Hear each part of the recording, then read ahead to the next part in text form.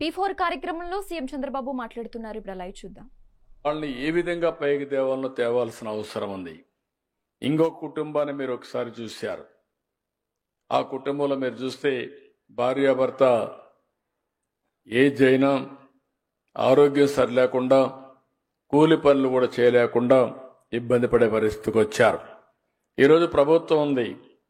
నేను అందుకనే మీరు చూస్తే చరిత్రలో ఎప్పుడూ ఇవ్వని విధంగా సంక్షేమ కార్యక్రమాలు ఇచ్చాం ఎన్డీఏ ప్రభుత్వంలో. ఈరోజు ఇక్కడ మామూలు కూడా కాదు, 64 లక్షల మందికి 4,000, 6,000, 10,000, 15,000 రూపాయలు పింఛన్లు ఇచ్చే ప్రభుత్వం.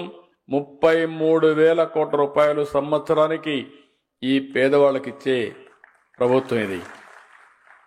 అదే కాకుండా పేదల సేవలో అని ఒక పేరు పెట్టి మొదటి తారీఖు వస్తే పేదల్ని గుర్తుపెట్టుకునే విధంగా ప్రభుత్వ యంత్రాంగం కానీ రాజకీయ నాయకులు కానీ అందరినీ కూడా మీ దగ్గరికి పంపించి ఈ పెన్షన్లు డిస్ట్రిబ్యూట్ చేస్తున్నాం.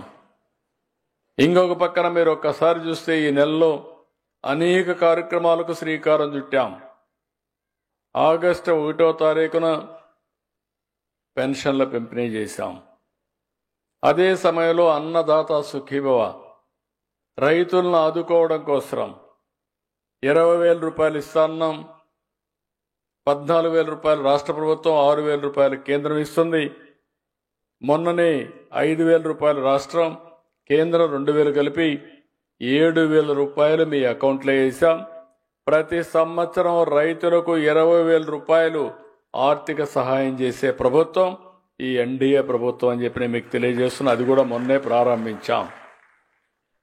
ఇది అయిన తర్వాత ఇంకొక పక్కన మీరు ఒకసారి ఆలోచిస్తే తల్లికి వందనం మొన్నే ఇచ్చాం.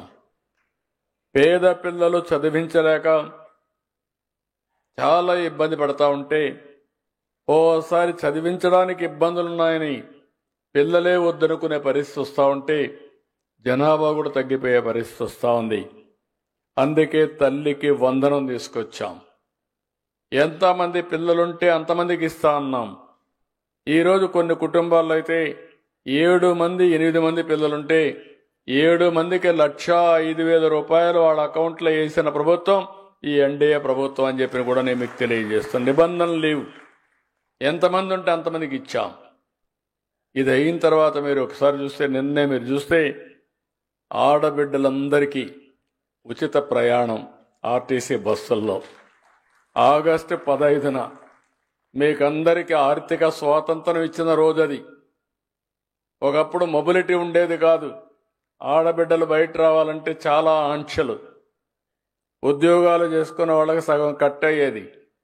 ఇప్పుడు భర్త భార్య ఉద్యోగం చేస్తే కాస్తో కూస్తో భర్త ఆదాయం ట్రాన్స్పోర్టేషన్ కూడా పోతే నెట్గా మీకు మాత్రం ఎంత జీతం వస్తుందో అంత జీతం తీసుకునే పరిస్థితి తీసుకొచ్చామంటే అది ఈ ప్రభుత్వం చూపించే విధానం, మహిళల పట్ల ఆసక్తి.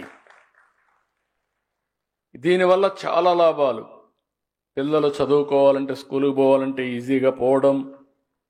ఇంకొక పక్కన ఎవరైనా వ్యాపారాలు చేసుకోవాలంటే వ్యాపారాలకి సులభతరంగా ప్రయాణ సౌకర్యం చేయడం. ఇంకొక పక్కన ఎవరైనా దేవాలయాలు చూడాలనుకుంటే ఇంట్లో కూర్చొని బోరు కొడితే దేవాలయం కూడా చూసి దర్శనం చేసుకుని మళ్ళా ఇంటికి రావడం.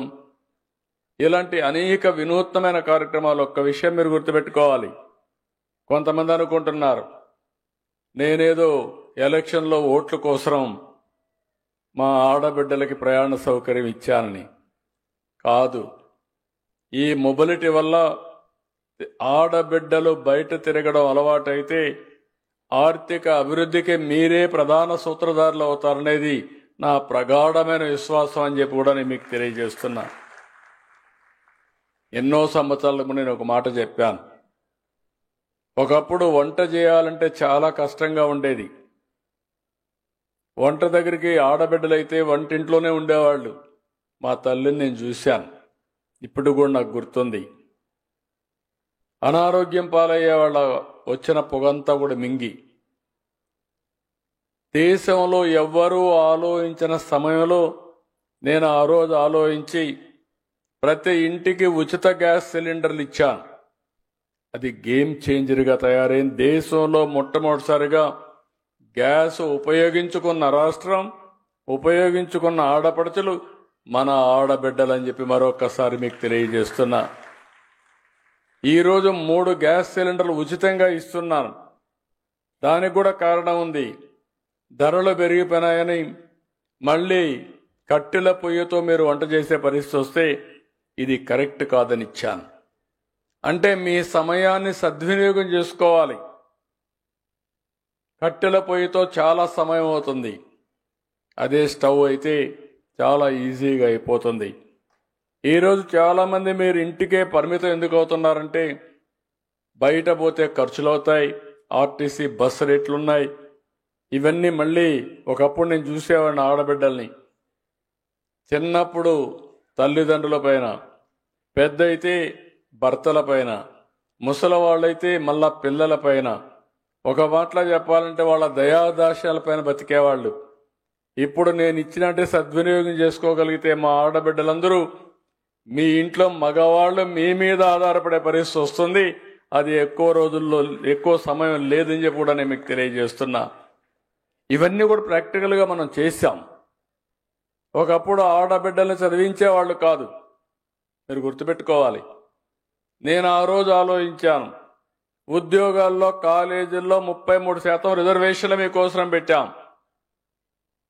దాంతో ఈరోజు చాలామంది అడుగుతూ ఉంటాను, ఎవరైనా భార్యాభర్త ఇద్దరు వస్తే, ఇద్దరు ఐటీ అయితే ఎవరి ఆదాయం ఎక్కువ ఉందని.